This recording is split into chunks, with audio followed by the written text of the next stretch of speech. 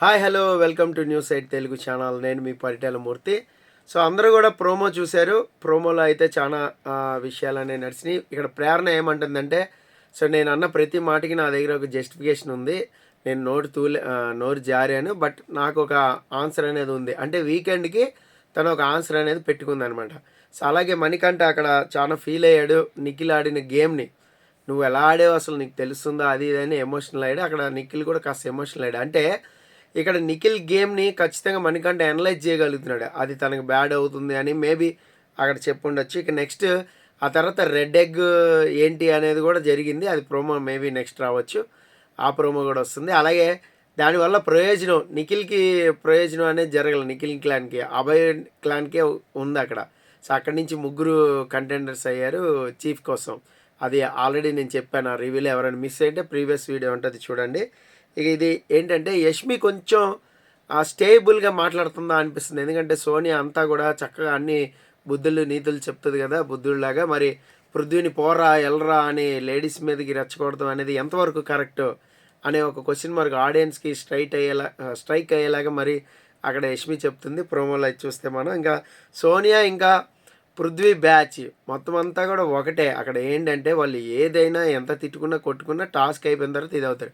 ఇక అభయ్ కూడా కొన్ని విషయాల్లో చాలా స్ట్రాంగ్గా మాట్లాడుతూ ఉన్నాడు.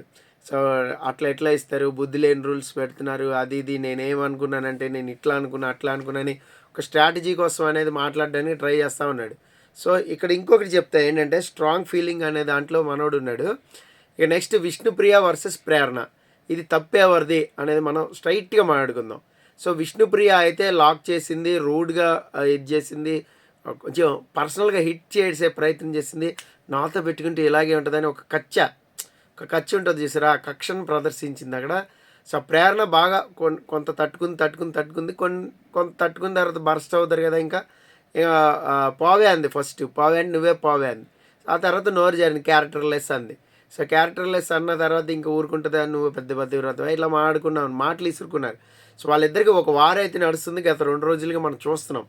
ఈ సినారియోలో ఎంటైర్ ఎపిసోడ్స్ అందరు కూడా చూశారు కాబట్టి ఈ సినారియోలో నాకైతే కొంచెం విష్ణుప్రియ తప్పు అనిపిస్తుంది. విష్ణుప్రియ ఫ్యాన్స్ హట్ అయినా సరే, సో విష్ణుప్రియకి కొంచెం అది ఉంటుంది కదా ఒరిజినాలిటీ ఏదైతే ఉంటుందో నేను చెప్పాను మొన్న లాస్ట్ టైం. సో ఒరిజినాలిటీ ఏదైతే ఉంటుందో ఒక ఫిజికల్ టాస్క్ పడితే గట్టిగా బయటకు వచ్చేస్తుంది. ఎవరిదైనా సరే ఒరిజినాలిటీ బయటకు వస్తుంది. పృథ్వీది వచ్చింది చూడండి, నిఖిల్ది వచ్చింది ఒరిజినాలిటీ బయటికి. సోనియా కనపడిపోయింది, తెలిసిపోయింది ఎంత తన స్వార్థపూరితమైన గేమ్ అనేది. సీతది కనబడిపోయింది చూడండి, పర్సనల్గా హత్య చేయడం, వెళ్ళిపోవడం, దూకేయడం ఇది కరెక్ట్గా లేదు. ఈవెన్ వీళ్ళు నిజంగా చెప్పాలంటే ప్రేరణ యష్మి అనేది చాలా బాగా ఆడారు.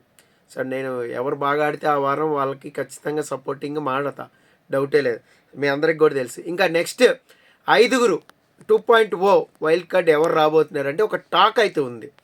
అంటే ఓల్డ్ కంటెస్టెంట్స్ వస్తారు అని ఒక టాక్ అయితే ఉంది. ఆ 5 ఎవరంటే రోహిణి, ముక్కు అవినాష్, ఇంకా తేజ, శోభా శెట్టి, సీజన్ 1లో హరితేజ.